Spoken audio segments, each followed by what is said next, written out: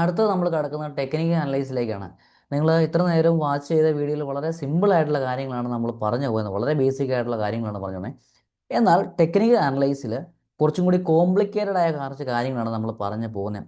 ആദ്യം നിങ്ങൾക്ക് കേൾക്കുമ്പോൾ കുറച്ച് ബുദ്ധിമുട്ടുള്ള കാര്യങ്ങളൊക്കെ വരും. പക്ഷേ ഇത് തറവായിട്ട് പഠിക്കാനായിട്ട് നിങ്ങൾ ചെയ്യേണ്ട ഒരു കാര്യം എന്ന് പറയുന്നത്, ചാർട്ടിൽ പരമാവധി നമ്മൾ പറയുന്ന കാര്യങ്ങൾ അപ്ലൈ ചെയ്ത് നോക്കുക, ബാക്ക് ടെസ്റ്റ് ചെയ്ത് നോക്കുക, ഫോർവേഡ് ടെസ്റ്റ് ചെയ്ത് നോക്കുക തുടങ്ങിയ കാര്യങ്ങളാണ് നിങ്ങൾ ചെയ്യേണ്ടത്. അങ്ങനെയാണെങ്കിൽ മാത്രമേ നിങ്ങൾക്ക് കാര്യങ്ങൾ വ്യക്തമായിട്ട് നിങ്ങളുടെ മനസ്സിലേക്ക് കയറാനായിട്ടുള്ള സാധ്യതയുള്ളൂ. ചിലർക്ക് കാര്യങ്ങൾ കേൾക്കുമ്പോൾ തന്നെ മനസ്സിലാകാനും സാധ്യതയുണ്ട്. ഫസ്റ്റ് നമ്മൾ നോക്കാൻ പോകുന്നത് സപ്പോർട്ട് റെസിസ്റ്റൻസ് എന്ന് പറയുന്ന ഒരു കോൺസെപ്റ്റാണ്.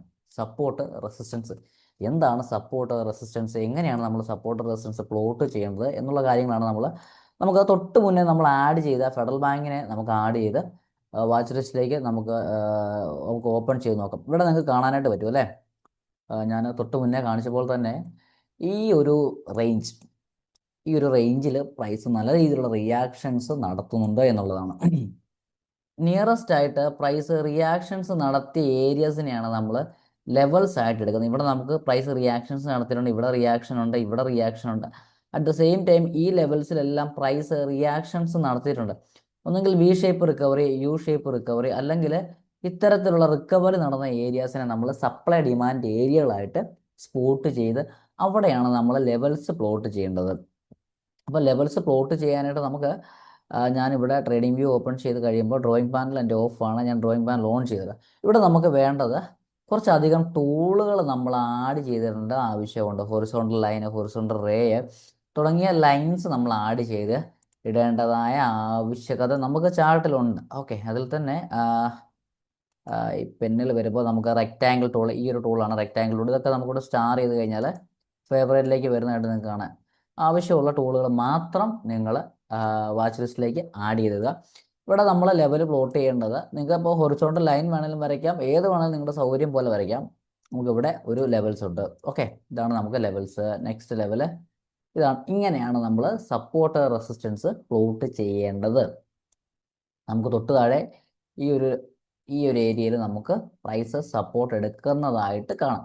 അടുത്ത് നമുക്ക് മറ്റൊരു സ്റ്റോക്കിൽ പോയിട്ട് ടാറ്റ മോട്ടോഴ്സിൽ ടൈം ഫ്രെയിം എപ്പോഴും നോക്കണം കേട്ടോ. നമ്മുടെ time frame 1 day time frame ആയിരിക്കണം കിടക്കേണ്ടത്. 1 ഡേ ടൈം ഫ്രെയിമിലായിരിക്കണം നമ്മുടെ ചാർട്ട് കിടക്കേണ്ടത്.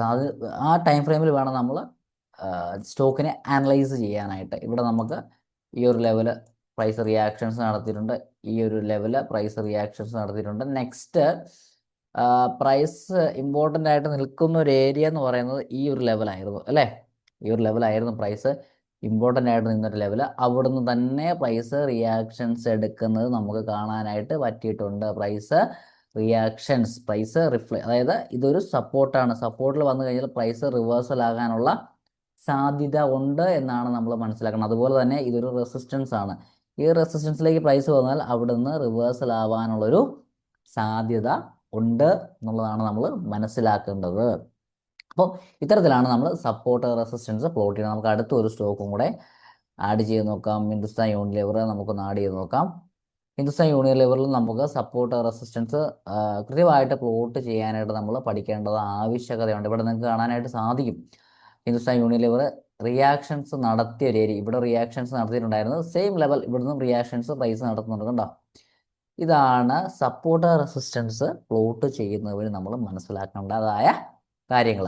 ഇവിടെ നമുക്ക് ലെവൽ പ്ലോട്ട് ചെയ്യാനാണെങ്കിൽ ഈ ഒരു ഏരിയ നമുക്ക് ഒരു റെസിസ്റ്റൻസ് ആയിട്ട് എടുക്കാം. നമ്മൾ 21.84 നിന്ന് ബൈ ചെയ്ത് കഴിഞ്ഞാൽ നമുക്ക് 30.43 എന്ന് പറയുന്ന ലെവൽ ടാർഗറ്റ് വെച്ച് നമുക്ക് ട്രേഡുകൾ പ്ലാൻ ചെയ്യാനായിട്ട് സാധിക്കും.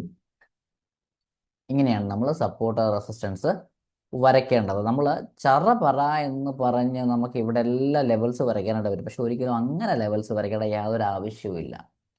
കാരണം നമുക്ക് ഇങ്ങനെ നമ്മൾ ലെവൽസ് പ്ലോട്ട് ചെയ്ത് കഴിഞ്ഞാൽ നമുക്ക് ഒരിക്കലും ട്രേഡ് ചെയ്യാനായിട്ട് സാധിക്കില്ല. തൊട്ടുമേളി സപ്പോർട്ട്, തൊട്ടുമേളി റെസിസ്റ്റൻസ് തുടങ്ങിയ കാര്യങ്ങൾ നമ്മൾ കൺഫ്യൂസ്ഡ് ആയി പോകും. അതുകൊണ്ട് തന്നെ നിങ്ങൾ ആവശ്യമുള്ള ലെവൽസുകൾ മാത്രം പ്ലോട്ട് ചെയ്യും. നമുക്ക് ഇവിടെ എല്ലാം ലെവൽസ് പ്ലോട്ട് ചെയ്യാനായിട്ട് വരും അല്ലേ? ഇവിടെ എല്ലാം നമുക്ക് ലെവൽസ് പ്ലോട്ട് ചെയ്യാനായിട്ട്, പക്ഷേ ഇതൊക്കെ കൊണ്ട് നമുക്ക് ട്രേഡ് ചെയ്യാൻ പറ്റുമോ? തൊട്ട് മേളിൽ ടാർഗറ്റ് നിൽക്കുക, തൊട്ട് താഴെ സപ്പോർട്ട് നിൽക്കാം. നമ്മൾ എവിടെ ട്രേഡിൽ എവിടെ നമ്മൾ ട്രേഡ് പ്ലാൻ ചെയ്യും. അതുകൊണ്ട് തന്നെ നിങ്ങൾ ആവശ്യമായ ലോങ് റേഞ്ച് ടാർഗറ്റ് ചെയ്തിട്ട് മാത്രം സപ്പോർട്ട് റെസിസ്റ്റൻസ് വരയ്ക്കാനായിട്ട് ശ്രമിക്കാം. ഇപ്പോൾ ബാങ്ക് നിഫ്റ്റിയുടെ കേസാണെങ്കിലും ബാങ്ക് നിഫ്റ്റിയിലും നിഫ്റ്റിയിലൊക്കെ നമുക്ക് ലെവൽസ് പ്ലോട്ട് ചെയ്യാനായിട്ട് ഈ ഒരു മെത്തേഡ് തന്നെ നമുക്ക് യൂസ് ചെയ്യാനായിട്ട് പറ്റും. ഇവിടെ കണ്ട പ്രൈസ് റിയാക്ഷൻസ് നടത്തി അഗെയിൻ ഈ ഒരു ഹയർ ലെവല് നമ്മൾ ടാർഗറ്റ് ചെയ്യേണ്ടത് ഏതാണ്? ഈ ഒരു ഡിസ്റ്റൻസ് ആണ് നമ്മൾ ടാർഗറ്റ് ചെയ്യേണ്ടത്. ഈ ഒരു ഡിസ്റ്റൻസ് ക്യാച്ച് ചെയ്യാനായിട്ടായിരിക്കണം നമ്മൾ ടാർഗറ്റ് ചെയ്യണം. ഈ ഒരു ഡിസ്റ്റൻസ് ക്യാച്ച് ചെയ്യാനായിട്ടായിരിക്കണം നമ്മൾ ട്രേഡുകൾ പ്ലാൻ ചെയ്യേണ്ടത്. അതായത് നാരോ റേഞ്ചിന് വേണ്ടി നമ്മൾ ഒരിക്കലും ട്രേഡുകൾ പ്ലാൻ ചെയ്യാതെ ഇരിക്കുക. ആൻഡ് അഗെയിൻ അടുത്ത് നമ്മൾ നോക്കേണ്ടത്, നമുക്ക് വീണ്ടും വേട്ടമൃഗത്തിലേക്ക് പോകും, ഫെഡറൽ ബാങ്കിലേക്ക് പോകും. ക്യാൻഡിൽസ് നമ്മൾ കൃത്യമായിട്ട് മനസ്സിലാക്കേണ്ട ആവശ്യകത. എന്താണ് ക്യാൻഡിൽസ്, എങ്ങനെയാണ് ക്യാൻഡിൽസ് വർക്ക് ആകുന്നത്? അപ്പോൾ ഞാനിവിടെ ഡെമോ ആയിട്ടൊരു ക്യാൻഡിൽ ഇവിടെ പ്ലോട്ട് ചെയ്യാം. ഇത് ഒരു ഗ്രീൻ ക്യാൻഡിലാണെന്ന് വിചാരിക്കുക, ഒരു ബുള്ളിഷ് ക്യാൻഡിൽ.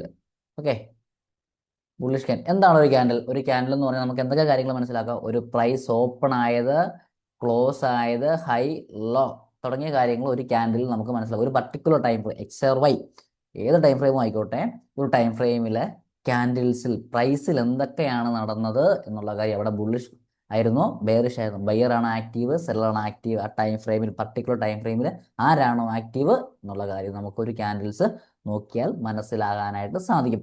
ഇവിടെ നമുക്ക് ഇതൊരു ബെയറിഷ് ക്യാൻഡിൽ അല്ലേ, ഇവിടെ പ്രൈസ് ഓപ്പൺ ആയി, ഇവിടെ എന്താണ് പ്രൈസ് ക്ലോസ് ആയി. ഇത് ഒരു ബെയറിഷ് ക്യാൻഡിലാണ്. എന്താണ് പ്രൈസ് ഇവിടെ ഓപ്പൺ ആയി, പ്രൈസ് അഗെയിൻ ക്ലോസ് ആയ ലെവൽ നമുക്ക് കാണാൻ കഴിയും. എന്താണ് ഇതൊരു ബുള്ളിഷ് ക്യാൻഡിലാണ്. ബുള്ളിഷ് ക്യാൻഡിൽ പ്രൈസ് ഇവിടെ ഓപ്പൺ ആയി, പ്രൈസ് ഇവിടെ ക്ലോസ് ആയി.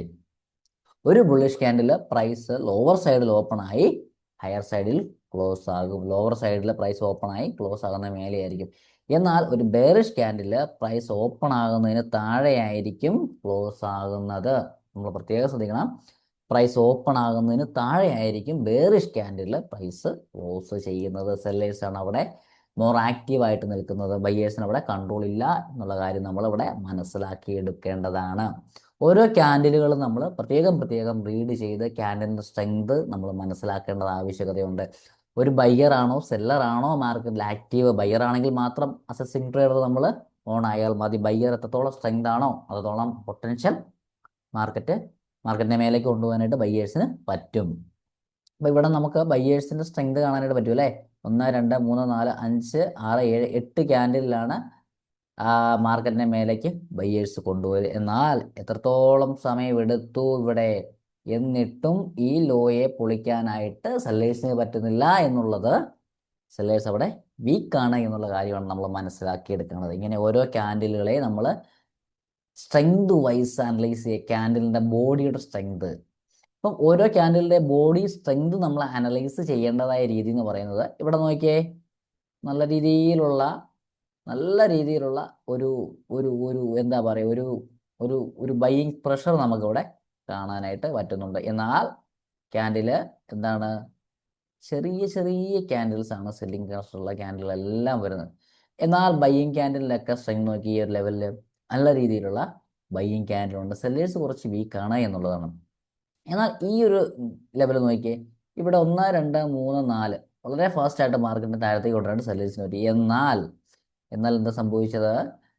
ഈ ഒരു ലെവല്, ഈ ഒരു റേഞ്ചിൽ നിന്ന് നല്ല രീതിയിലുള്ള ബയ്യിങ് പ്രഷറിലാണ് മാർക്കറ്റിനെ കൊണ്ട് സ്റ്റോപ്പ് ചെയ്യാനായിട്ട് ബയ്യേഴ്സിന് പറ്റുന്നത്. സോ ഈ ഒരു ലെവൽ നമ്മൾ പ്രത്യേകം ഒന്ന് വാച്ച് ചെയ്യേണ്ടതായിട്ടുണ്ട്. ഇവിടെ ഒരു ബുള്ളിഷ് സ്ട്രക്ചർ പ്രൈസ് കാണിക്കുമ്പോൾ നമുക്ക് ബൈ ചെയ്യാനായിട്ട് സാധിക്കും. ഈ ഒരു റേഞ്ചിന് താഴത്തേക്ക് പ്രൈസ് ക്ലോസ് ചെയ്യുന്നുണ്ട് എങ്കിൽ, ഈ ഒരു ലെവലിന് താഴത്തേക്ക് പ്രൈസ് പോകുന്നുണ്ട് എങ്കിൽ നമ്മൾ അവിടെ ഒരിക്കലും എക്സിറ്റ് ആകേണ്ട ആവശ്യമില്ല. എങ്ങനെയാണ് നമ്മൾ പ്രൈസ് ഒരു ബുള്ളിഷ് സ്ട്രക്ചർ കാണിക്കുന്നതെന്ന് ചോദിച്ചാൽ, എന്താണ് ഈ ഒരു റിവേഴ്സൽ പാറ്റേൺ, ഒരു ഡബ്ല്യു പാറ്റേൺ നമുക്കിവിടെ കാണിച്ച് ഇതിൻ്റെ ഒരു ഈ ഒരു സ്വിങ്ങിൻ്റെ മേലെ ഒരു ക്യാൻഡിൽ ക്ലോസ് കിട്ടുവാണെങ്കിൽ നമുക്കവിടെ ബൈ ട്രേഡ് പ്ലാൻ ചെയ്യാനായിട്ട് സാധിക്കും. നമുക്ക് ഈ ഒരു സ്വിങ്ങിന് താഴെ എസ് എല്ലും പ്ലാൻ ചെയ്യാനായിട്ട് സാധിക്കും.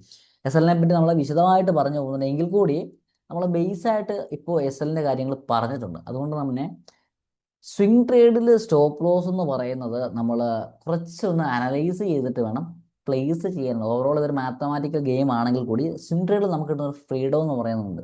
എന്താണ് ഫ്രീഡം? ടൈമാണ് നമുക്ക് കിട്ടുന്ന ഫ്രീഡം.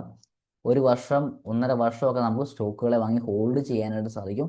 അത്യാവശ്യം പൊട്ടൻഷ്യൽ ഉള്ള സ്റ്റോക്കൊക്കെയാണ് നമുക്ക് 2, 3, 4, 5 വർഷമൊക്കെ നമുക്ക് ഹോൾഡ് ചെയ്യാം. ഹോൾഡ് ചെയ്യാന്ന് പറഞ്ഞു കഴിഞ്ഞാൽ നിങ്ങൾ മനസ്സിലാക്കേണ്ടത് സ്വിംഗ് ട്രേഡിൻ്റെ ഏറ്റവും നല്ല ബ്യൂട്ടി എന്ന് പറയുന്നത് ഇപ്പോൾ എന്താ പറയുക, നമ്മുടെ വാറൊക്കെ നടന്ന് മാർക്കറ്റിൽ നിന്ന് ക്രാഷ് ആയി നിൽക്കുന്ന സമയമാണ്. ഈ സമയത്താണ് നിങ്ങൾ സ്വിംഗ് ട്രേഡുകളൊക്കെ ഇമ്മീഡിയറ്റ് ആയിട്ട് സ്റ്റാർട്ട് ചെയ്യേണ്ട സമയം. നിങ്ങൾക്ക് ഇവിടെ കോവിഡിൻ്റെ ഒരു ക്രാഷ് ഞാൻ നിങ്ങൾക്ക് കാണിച്ചത്. കോവിഡിൻ്റെ സമയത്ത് ഇതൊക്കെ ഞാൻ ആ സമയത്ത് അനലൈസ് ചെയ്ത ഒക്കെ ആയിട്ട് കിടക്കുന്നത്. കോവിഡിൻ്റെ സമയത്ത് മാർക്കറ്റ് ക്രാഷ് ആയി നിന്നുണ്ട്. 2020 സമയത്ത് മാർക്കറ്റ് ക്രാഷ് ആയത് ഏകദേശം 38 രൂപയിലേക്ക് പ്രൈസ് പോയി. എന്താണ് ഞാൻ തൊട്ട് മുന്നേ പറഞ്ഞ കാര്യം, നമ്മൾ എങ്ങനെയാണ് ബൈ ചെയ്യേണ്ടത് എന്നുള്ള കാര്യം പറഞ്ഞത് എന്താണ്? ഒരു റിവേഴ്സൽ പാറ്റേൺ, ഒരു ഡബ്ല്യു പാറ്റേൺ നമുക്ക് മാർക്കറ്റ് കാണിച്ചു തരണം. ഇവിടെ നോക്കിയ പ്രൈസ് വരുന്നു, ഓക്കെ, എഗെയിൻ ബൈ എടുക്കുന്നു, ഷൂട്ട്. ഇത് കോവിഡിൻ്റെ സമയത്തായതുകൊണ്ട് മാർക്കറ്റ് നല്ല രീതിയിൽ ക്രാഷ് ആയി. പ്രൈസ് വളരെ ഡിസ്കൗണ്ട് ആയ ഒരു പ്രൈസിൽ നിന്നുകൊണ്ടാണ് നമുക്ക് ആ ഒരു ബെനിഫിറ്റ് എടുക്കാനായിട്ട് പറ്റിയത്. അതുകൊണ്ട് തന്നെ നിങ്ങൾ ഇപ്പോൾ ചെയ്യേണ്ടത് എങ്ങനെയാണ്, ഇത് നമുക്കിവിടെ ക്ലിയർ ആയിട്ട് കാണാം അല്ലേ? ഇവിടെ ക്ലീൻ ആയിട്ട് കാണാം എന്താണ് സപ്പോർട്ട്, എങ്ങനെയാണ് സപ്പോർട്ടിൽ പ്രൈസ്. ഇത് ഇവിടെ നമുക്ക് കാണാം, കണ്ടോ? ഈ ഒരു സപ്പോർട്ടിലേക്ക് പ്രൈസ് വന്ന് റിവേഴ്സൽ പാറ്റേൺ കണ്ടോ? ഇവിടെ നമുക്ക് റിവേഴ്സൽ പാറ്റേൺ പ്രൈസ് കാണിച്ചു തരുന്നുണ്ട്. ആ ഒരു രീതിയിൽ നിങ്ങൾ ഇൻവെസ്റ്റ്മെൻറ്റിനെ പ്ലാൻ ചെയ്യുക. അപ്പം ഇത് നമുക്ക് ഒരു എക്സാമ്പിളായിട്ട് എടുക്കാം. പിന്നെ നമുക്ക് നോക്കേണ്ടത് സ്വിംഗ് ട്രേഡിന് വേണ്ടിയുള്ള ടൈം ഫ്രെയിമും കൂടെ ഒന്നും കൂടെ നമ്മൾ അറിഞ്ഞിടണം. എന്താണ് ടൈം ഫ്രെയിം? 1 ഡേ ടൈം ഫ്രെയിമിലായിരിക്കണം നമ്മൾ ക്യാൻഡിൽസിനെ അനലൈസ് ചെയ്യേണ്ടത്, സ്റ്റോക്കിനെ നമ്മൾ അനലൈസ് ചെയ്യേണ്ടത്. ട്രെൻഡ് ലൈൻ എങ്ങനെയാണ് നമുക്ക് അനലൈസ് ചെയ്യാനായിട്ട് സാധിക്കുക, എങ്ങനെയാണ് നമ്മളൊരു ട്രെൻഡ് ലൈനെ ഐഡൻറ്റിഫൈ ചെയ്യുക, എങ്ങനെയാണ് ട്രെൻഡ് ലൈനെ അപ്ലൈ ചെയ്യേണ്ടത് തുടങ്ങിയ കാര്യങ്ങളെ നമുക്ക് ഒന്ന് ബ്രീഫായിട്ട്, വളരെ നല്ല രീതിയിൽ, ബ്രീഫായിട്ടെന്ന് പറഞ്ഞാൽ നല്ല രീതിയിൽ നമുക്ക് മനസ്സിലാക്കി എടുക്കാനായിട്ട് സാധിക്കും. നിങ്ങൾ പ്രാക്ടീസ് ചെയ്യണം. നമ്മൾ പറഞ്ഞു തരുന്നത് വളരെ സിമ്പിളായിട്ടുള്ള മെത്തേഡുകളാണ്. മാർക്കറ്റ് എന്ന് പറയുന്നത് വളരെയധികം കോംപ്ലിക്കേറ്റഡ് ആണ്. ആ കോംപ്ലിക്കേറ്റഡ് ആയ മാർക്കറ്റിനെ വളരെ സിംപ്ലിഫൈ ചെയ്ത് ട്രേഡ് ചെയ്യുന്നതാണ് ഏറ്റവും ഇൻ്റലിജൻ്റ് ആയിട്ടുള്ള ഒരു മെത്തേഡ് എന്ന് പറയുന്നത്. ഓക്കെ, ട്രെൻഡ് ലൈൻ പ്ലോട്ട് ചെയ്യാനായിട്ട് നമുക്ക് ട്രെൻഡ് ലൈൻ ആഡ് ചെയ്യാനായിട്ട് നമുക്ക് ഈ ഒരു ടൂളിൽ വന്നു കഴിഞ്ഞാൽ ഇവിടെ നമുക്ക് ട്രെൻഡ് ലൈൻ ആഡ് ചെയ്യാനായിട്ട് സാധിക്കുന്ന, ഇവിടെ ട്രെൻഡ് ലൈൻ സ്റ്റാർ ചെയ്തിട്ട് നമുക്ക് എപ്പോഴും ആവശ്യമുള്ള ടൂളുകളാണ്. നമുക്ക് ആവശ്യമുള്ള വസ്തുക്കൾ നമ്മുടെ ഫ്രണ്ടിൽ എപ്പോഴും നമുക്ക് കിടക്കണം. നമുക്ക് ഇവിടെ നിന്ന് ഒരു ട്രെൻഡ് ലൈൻ പ്ലോട്ട് ചെയ്യുകയാണെങ്കിൽ നമുക്ക് ഇത്തരത്തിലൊരു ട്രെൻഡ് ലൈൻ നമുക്ക് ഇവിടെ പ്ലോട്ട് ചെയ്യാനായിട്ട് പറ്റും. ട്രെൻഡ് ലൈൻ പ്ലോട്ട് ചെയ്യുമ്പോൾ നിങ്ങൾ പ്രത്യേകം ശ്രദ്ധിക്കേണ്ടത് ക്യാൻഡിൽസിൻ്റെ ബോഡി ക്രോസ് ചെയ്ത് ഒരിക്കലും പ്ലോട്ട് ചെയ്യരുത്. ഒരു ക്യാൻഡിലിനെ ബോഡി ക്രോസ് ചെയ്ത് ട്രെൻഡ് ലൈൻ പ്ലോട്ട് ചെയ്യാനായിട്ട് നിങ്ങൾ ഒരിക്കലും നിൽക്കരുത് എന്നുള്ള കാര്യം പ്രത്യേകം ശ്രദ്ധിക്കാം. ആൻഡ് അഗെയിൻ നമുക്ക് നെക്സ്റ്റ് ഒരു ട്രെൻഡ് ലൈനോട് പ്ലോട്ട് ചെയ്യാനാണെങ്കിൽ നമുക്ക് ഈ ഒരു സ്ട്രക്ചറിൽ നിന്ന് ട്രെൻഡ് ലൈന് നമുക്ക് കിട്ടുന്നുണ്ട്. നിയറസ്റ്റ് ആയിട്ട് എന്താണ് പ്രൈസ് നടക്കുന്നത്, നമുക്ക് ഓവറോൾ സ്ട്രക്ചർ കിട്ടി. എന്താ? നിലവിൽ പ്രൈസ് ബുള്ളിഷ് ആണ്, വില കൂടിക്കൊണ്ടിരിക്കുക എന്നുള്ള കാര്യം നമുക്ക് മനസ്സിലായി. എങ്ങനെ മനസ്സിലായേ? നമ്മൾ സിംപ്ലി ചാർട്ടിലേക്ക് നോക്കി, എന്താണ് പ്രൈസ് കൂടിക്കൊണ്ടിരിക്കുക, പ്രൈസ് കൂടിക്കൊണ്ടിരിക്കുക. ഇപ്പോൾ 187 രൂപയിലാണ് പ്രൈസ് നിൽക്കുന്നത്. ഇത് ഏകദേശം 218, 220 വരെ പോയ പ്രൈസാണ്. ആ പ്രൈസാണ് ഒരു ഡിസ്കൗണ്ട് റേറ്റിൽ നമുക്ക് നിൽക്കുന്നത്. ഇതെന്താണ്? ഒരു പുൾ ബാക്കാണ്, നമുക്കൊരു പുൾ ബാക്കാണ്. ഒരിക്കലും നമ്മൾ ഇവിടെ ബൈ ചെയ്യരുത്. ഇവിടെ നമ്മൾ ഒരിക്കലും ബൈ ചെയ്യരുത്. നമ്മൾ ബൈ ചെയ്യേണ്ടത്, നമ്മളൊരു പുൾ ബാക്കിലാണ് ബൈ ചെയ്യേണ്ടത്. പ്രൈസ് കൂടി നിൽക്കുമ്പോൾ നമ്മൾ ബൈ ചെയ്യരുത്. നമ്മൾ പ്രൈസ് കൂടി നിൽക്കുമ്പോൾ ബൈ ചെയ്ത് കഴിഞ്ഞാൽ ആ ഒരു പുൾ ബാക്ക് കിട്ടുമ്പോൾ ചിലപ്പോൾ നമുക്ക് ഒരു 8 രൂപയ്ക്ക് കിട്ടുന്ന സാധനമായിരിക്കും നമ്മൾ ചിലപ്പോൾ ഒരു 16 രൂപയ്ക്ക് വാങ്ങുന്നത്. അപ്പോൾ വില കുറയുന്നുണ്ടോ എന്ന് നോക്കിയതിന് ശേഷം മാത്രം ബൈ ചെയ്യുക. ഒരു മാർക്കറ്റ് ക്രാഷ് അല്ല നെഗറ്റീവ് ന്യൂസ് ഒക്കെ വരുമ്പോൾ എല്ലാം പൊട്ടിത്തകർന്ന് താഴെ വരും. അപ്പോഴാണ് നിങ്ങൾ ഇൻവെസ്റ്റ്മെൻറ്റ് സ്റ്റാർട്ട് ചെയ്യണം. ഓൾ ടൈം ഹൈയിലല്ല നമ്മൾ ബൈ ചെയ്യേണ്ടത്. ഓക്കെ, അപ്പോൾ നമുക്ക് എന്താ കിട്ടും? നമുക്ക് ഡബിൾ കൺഫർമേഷൻസ് ഉണ്ട്. എന്താണ്?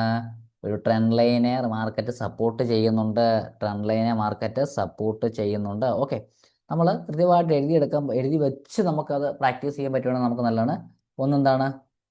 ട്രെൻഡ് ലൈനെ മാർക്കറ്റ് റെസ്പെക്റ്റ് ചെയ്യുന്നുണ്ട്. ഓവറോൾ പിക്ചർ എന്താണ്? ബുള്ളിഷ്. ഓവറോൾ പിക്ചർ ബുള്ളിഷാണ്, മാർക്കറ്റ് ബുള്ളിഷാണ്. പിന്നെന്താണ്? ഇവിടെ ഒരു സപ്പോർട്ട് ഏരിയ, ഒരു ഡിമാൻഡ് ഏരിയയെ മാർക്കറ്റ് റെസ്പെക്റ്റ് ചെയ്യുന്നുണ്ട്. ഇത്തരത്തിലുള്ള ഇത്തരത്തിലുള്ള കൺഫർമേഷൻസ് നമുക്ക് കിട്ടുന്നുണ്ട് എന്നുള്ളതാണ്. ഈ ഒരു കൺഫർമേഷൻ്റെ ബേസിൽ നമുക്ക് ട്രേഡുകൾ പ്ലാൻ ചെയ്യാനായിട്ട് സാധിക്കും. നമ്മൾ ഈ പറഞ്ഞ 3 കൺഫർമേഷനും എന്ത് തരത്തിലുള്ള കൺഫർമേഷനാണ്? ബുള്ളിഷ് ആയിട്ടുള്ള മാർക്കറ്റിൻ്റെ ഒരു കൺവേർഷൻ, അല്ലെങ്കിൽ എന്താ പറയുക, നമുക്കൊരു ബുള്ളിഷ് ആയിട്ടുള്ള മാർക്കറ്റിൻ്റെ സ്ട്രക്ചർ, മാർക്കറ്റ് ബുള്ളിഷിലേക്ക് പോകുന്നുണ്ട് എന്നുള്ളത് നമുക്ക് ഈ ഒരു ഫേസിൽ കൂടെ ഇങ്ങനെ മാർക്കറ്റ് വന്നു കഴിഞ്ഞാൽ മാർക്കറ്റ് മേലേക്ക് പോകാം എന്നുള്ള കാര്യം നമ്മൾ മനസ്സിലാക്കി എടുക്കുക. അത് ബേസിട്ടാണ് നമ്മൾ ട്രേഡുകൾ പ്ലാൻ ചെയ്യുന്നത്. നമുക്ക് ഇപ്പോഴും ഫെഡറൽ ബാങ്കിനെ ബൈ ചെയ്യാൻ പറ്റുന്ന ഒരു സമയം തന്നെയാണ്. അടുത്തത് നമുക്ക് നോക്കാനുള്ളത് വേറൊരു സ്റ്റോക്കും കൂടെ നമുക്ക് അനലൈസ് ചെയ്യാം. ഗോൾഡ് അനലൈസ് ചെയ്യാം. നമുക്ക് ഏത് ചാർട്ട് വേണമെങ്കിലും നമുക്ക് അനലൈസ് ചെയ്യാനായിട്ട് പറ്റും കേട്ടോ. ഏത് ചാർട്ട് വേണമെങ്കിലും നമുക്ക് അനലൈസ് ചെയ്ത് ട്രേഡുകൾ എടുക്കാനായിട്ട് പറ്റും. ഈ ഒരു മെത്തേഡ് സ്വിംഗ് ട്രേഡിന് വേണ്ടി തന്നെ സ്പെഷ്യലി ഡിസൈൻ ചെയ്തേക്കുന്ന ഒരു കോൺസെപ്റ്റാണ്. ഇവിടെ എന്താണ് പ്രൈസിൽ നടന്നത്? പ്രൈസ് ഇവിടെ ക്ലിയർ ആയിട്ടുള്ള ഒരു റെസിസ്റ്റൻസ് എടുക്കുന്നുള്ളതായിട്ട് നമുക്ക് മനസ്സിലാകുന്നുണ്ട്. ഇവിടെ ക്ലിയർ ആയിട്ട് പ്രൈസ് ഒരു റെസിസ്റ്റൻസ് എടുക്കുന്നുണ്ട് അല്ലേ. അടുത്തൊരു സപ്പോർട്ട് പ്രൈസ് നമുക്ക് ഇവിടെ ക്ലിയർ ആയിട്ട് കാണാനായിട്ട് പറ്റും. ആൻഡ് അഗെയിൻ നമുക്ക് നെക്സ്റ്റ് സപ്പോർട്ട് എന്ന് പറയുന്നത് ഇതാണ്. അടുത്തത് സപ്പോർട്ട് എന്ന് പറയുന്നത് ഇതാണ്. കണ്ടോ, വളരെ ബ്യൂട്ടിഫുൾ ആയിട്ട് സപ്പോർട്ട് റെസിസ്റ്റൻസിനെ പ്രൈസ് റെസ്പെക്റ്റ് ചെയ്യുന്നുണ്ട് എന്നുള്ളതാണ് നമുക്കിവിടെ കാണാനായിട്ട് സാധിക്കുന്നത്.